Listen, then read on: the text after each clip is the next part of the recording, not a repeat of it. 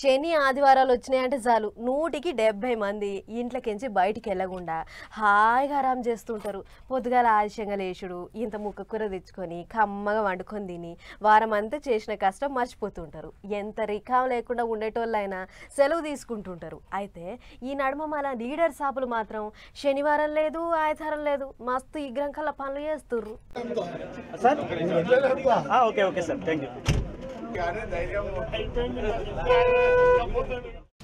చలో right right అనొచ్చే ఉన్నది పోన్రి కథ. రోడ్ల మంత్రి కోమటిరెడ్డి సారు బస్సుల మంత్రి పొన్నం సారుతోని కలిసి గిట్లా హల్చల్ చేసిండు.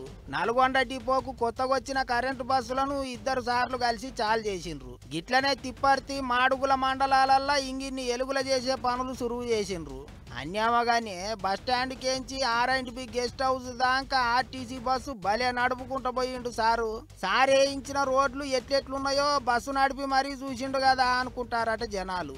ఇట్లుంటే అధికార పార్టీ లీడర్లే కాదు, ఎగస్ పార్టీ వాళ్ళు కూడా దినం యాన్నో ఓ కాడ ఏదో ఓ బండి ఎక్కి ఊర్ల పొంటి తిరుగుతాండ్రు. చొప్పదండి మాజీ ఎమ్మెల్యే సుంకే రవిశంకర్ గంగధర మండలంలో ఓ ట్రాక్టర్ పట్టుకపోయి చెత్త అంతా ఎత్తిపోసిండు. చెయ్యి పార్టీ వాళ్ళు ఊర్ల పొంటి చెత్త కూడా ఎత్తిపోస్తలేరు అన్నట్టు గిట్ల మాజీ ఎమ్మెల్యే తానే ఓ ట్రాక్టర్ వేసుకొని పోయి ముప్పిడిపల్లి పెండలోనిపల్లి దిక్కు నీటుగా చేసే కార్యం చేసిండు.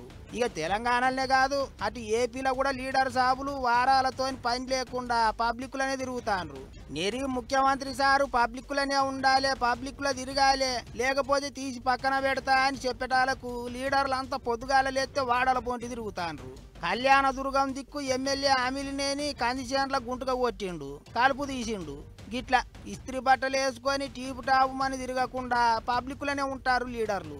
పతార పెంచుకునే తందుకు ఎవల రాజకీయం వాళ్ళు చేస్తాండ్రు. ఏమైతే సుక్కల చంద్రుని లెక్క కాకుండా చుట్టాల తీరుగా అందరు నడుముంటాండ్రు. మంచిదే కదా అనుకుంటారట పబ్లిక్.